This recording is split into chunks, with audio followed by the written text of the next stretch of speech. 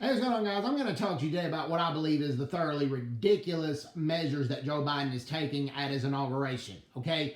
I hope the inauguration and the transition is peaceful, and I firmly believe while there was voter fraud involved, I still think Biden would have won anyway.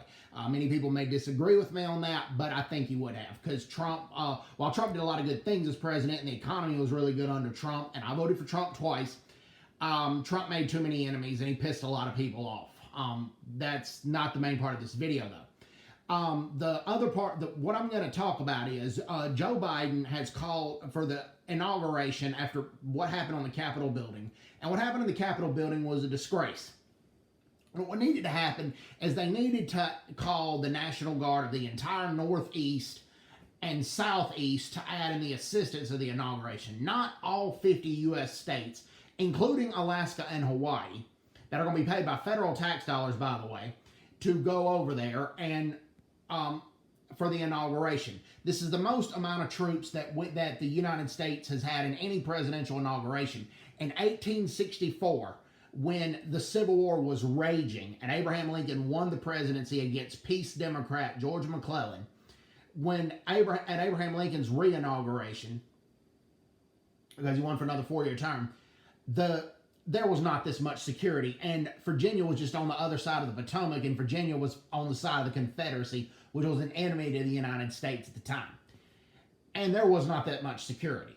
Okay, now there needed to be some security. I agree. The entire National Guard in the Northeast as well as the Southeast needed to go, and they need to be there for additional measures to make sure the transition goes through peacefully, but not all 50 states, and also not including the U.S. territory of Puerto Rico. I think that's just ridiculous. The other thing is, what happened at Capitol Hill was a disgrace, and 3 people had died. There were 3 casualties there, though.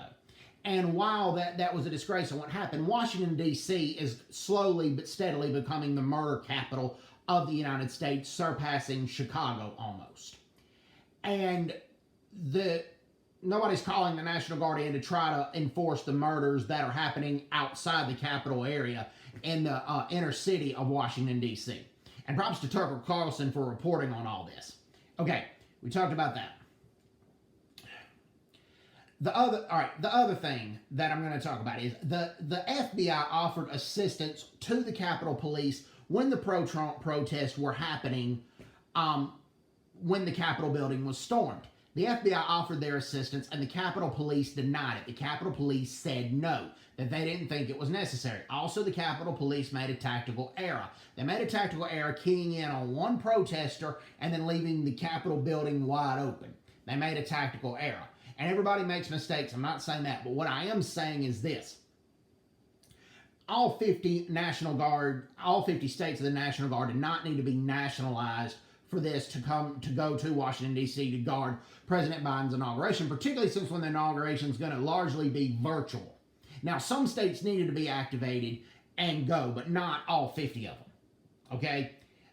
That is my firm opinion. Also, another thing is these soldiers who have gone, they have to submit to a political purity test, basically saying their allegiance is to the administration of Joe Biden and not necessarily the United States of America.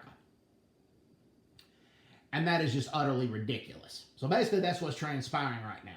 So I hope everybody's doing well. Take care. God bless, and bye-bye. Bye-bye.